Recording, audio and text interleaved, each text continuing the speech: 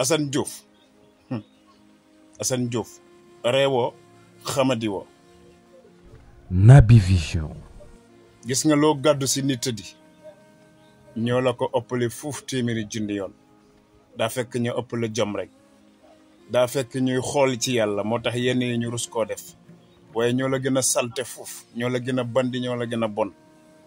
yàlla rek a tax mënuñoo appliqué Assane Diouf te duñu ñuy waxantu duñu ñuy saagantu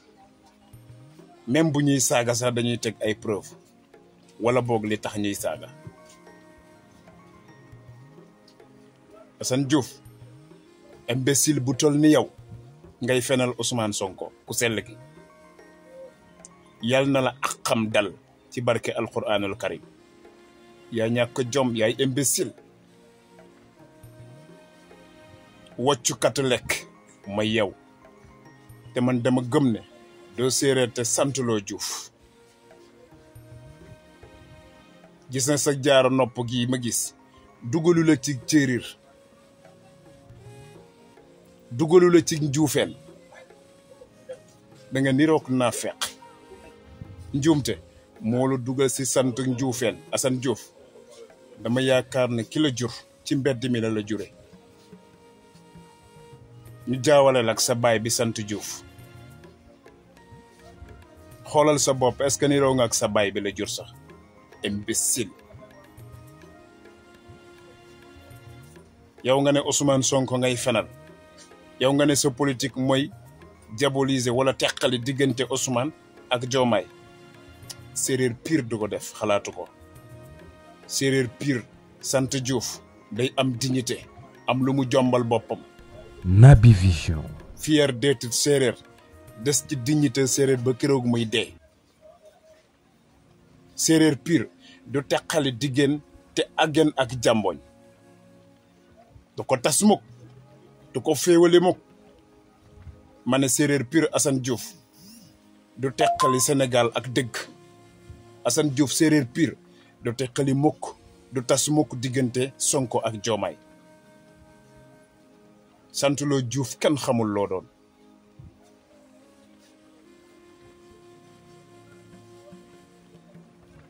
Assane Diouf da nga niroog nag doomu ku nu jiwutaloon yaayam ci mbedd parce que loolu ngay saf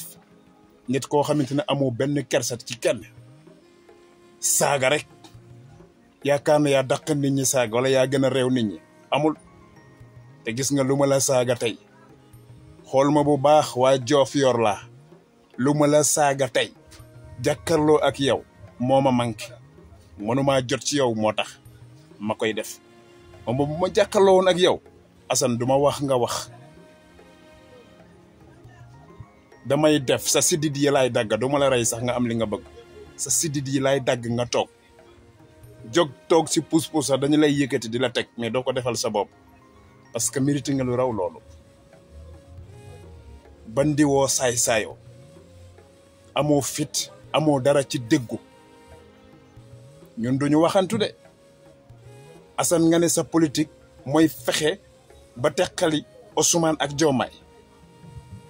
Naby Vision. di xas Ousmane di tàgg Diomaye bay naan Diomaye di ngeen fexe ba mu toog imbécile de merde fils de pute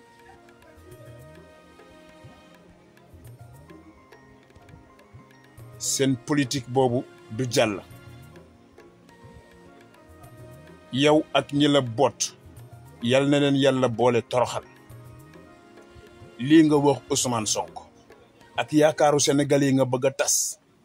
ak patriote yi nga bëgg a gas ba mu xoot nga suul leen xanaa xamoo ne Ousmane ak Diomaye boo tasee seen diggante yàq nga Sénégal nga ne loolu nga ñu yéene barke Muhammad ci barke ak jooju Assane mu génnee sa làmmiñ yal na la yàlla di la tasal sa yaakaar foo mënti toll sa digganteeg sa yaay bi la jur yal na ko yàlla tas sa digganteeg say doom yal na yàlla tas yaakaar bi ci nekk sa digganteeg bëgg-bëgg àddina loo ma sa yaakaar loo ma sa jublu yal na ko yàlla tas ngir sa intention bii nga am diggante Sonko ak Diomaye pour tas ko mënta nekk moo tax benn patriote moo lay ñaanal loo jublu yaakaar boo ci am yal na ko yàlla tas ci barke Seydina Muhammad yaay imbécile Ousmane ngay fenal naan li muy lob ak ow la te yàq nga ko. Naby Vision. sa dëj jaw ndey da nga xam li muy sex ku sell ki lañu wax nga koy fenal yal na nga torox yal na la àqam dal woccu kattu di ko lekk mooy yow yaa fi doon saaga de Macky Sall ba mu yàgg nga ne Macky Sall daa war a ñëw ba mu yàgg nga ne yow da ngay toogloo Diomaye ñëwaatoon nga ba jege Ousmane teg ko loxo naan surtout Bour Sine ko man dew fen ak lu kenn xamul waxal lu baax Ousmane te yaa ngi nii ne ci dara defloowu la ko lu dul sa intérêt personnel ak bëgg-bëgg àddina toppooy dara yàlla ñàkk dignité ñàkk classe amuloo dara ci dëggu saaga xaste ak duul kese ci mag bu tol ni yow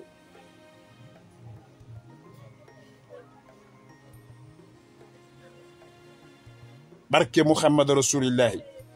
ci suuf nga ci jëm gàcce nga ci jële ak mujj gu bon dong ak sore yàlla. Naby Vision. maa la ko wax parce que lu dul dëgg yàggul seen politique fen yi politique bii yàq jikko duul corrompre yàq deri nit allahu akbar boo leen yaakaaree ne yàlla du ko contrôler bis dina jot suuf si wan na la guddi gu njëkk ci bàmmel ci ngay xam ne lépp dëgg la doo séeréer imbécile nga xam nga ne yow ak sa jaaro nopp bi doo jege Ousmane Sonko Ousmane naafeq du ko bëgg naafeq du ko jege moo tax nga dem bay ñëw yow li la écarté sax xamuloo ko kookoy ku selli ki mënoo koo jege tey nga taxawaat naan Ousmane boobu nga yàq deram tey nga taxaw naan Diomaye ngay tàgg di yàq dara Ousmane ngir fexe nit ñi nga xamante ne seeni bopp yi feesul ñu ne Ousmane ak Diomaye dañu am problème quoi xam nga am loo dugal seeni diggante bay yàq ko loolu mënul nekk seen yi ngeen nekke lu ñu gën a dem day wàññeeku. Naby Vision. jikko yi dina defaru par force waaye Assane saaga naa la tey de